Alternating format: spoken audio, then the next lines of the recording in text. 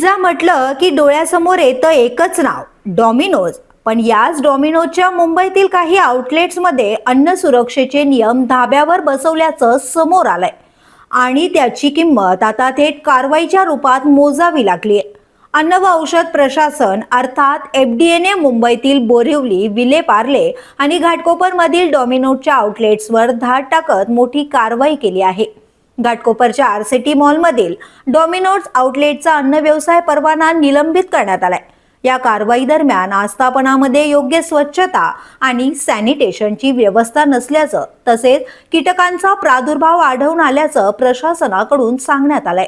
अन्नपदार्थांच्या साठवणुकीमध्ये आवश्यक काळजी घेतली जात नसणे, योग्य तापमान नियंत्रणाचा अभाव, अन्नाच्या संपर्कात येणाऱ्या साहित्यासंबंधी आवश्यक कागदपत्रे उपलब्ध नसणे याच्यासह कर्मचाऱ्यांच्या वैयक्तिक स्वच्छतेबाबतही गंभीर त्रुटी आढळून आल्यात.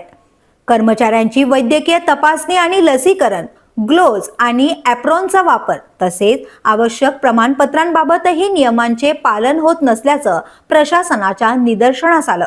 इतकंच नाही तर ग्राहकांच्या तक्रारींचं प्रभावीपणे निवारण करण्यासाठी आवश्यक यंत्रणाही उपलब्ध नसल्याचं समोर आलंय.